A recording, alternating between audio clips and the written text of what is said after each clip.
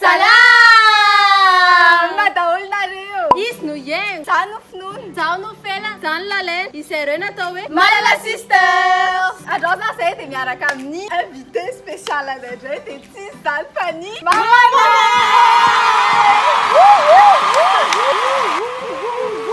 Araka ny hitanareo zany dia mba toy zay eto an-tokotany dia mba hanao jeu mihetsiketsika indray antsika androany a. kilalaontsika androany zany dia Jeu de la concentration! Misy 3 round moa zany izy ty a dia efa tonga dia mazava be amin'ny songamany hoe iza sisa ny ekipa za sy lalena dia Nensi Fela. Voalohany dia anana pince telo avy izay ao amin'ny lamosina rezaka hakany ny adversaire ao anatin'ny 30 sekondra izay mahazo be indrindra no mandresy ny round voalohany. Faharoa dia ifampipasy ballon latex ny ekipa sady ezaka amen'ny mpaniany amin'ny taratasy izay mahavoangina betsaka indrindra mazava ho azy no mandresy ny round faharoa. Farany dia anana no efatra avy ny tsirairay ary fanjiby anipy izany eo amin'ny tavoahangy. Ny ekipa mandany anohan'ny voalohany moa izany no mandresy. Dao amin'izay ary.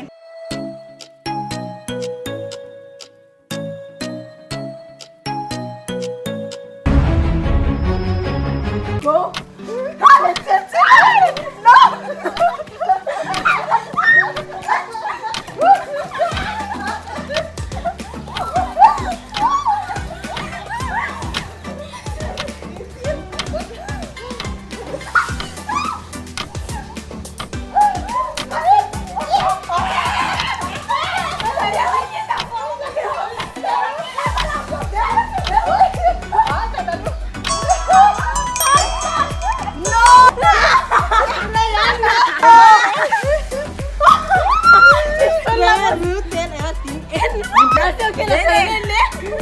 Iza sisa neneny a dia nahazo anakifiry neny? Ray!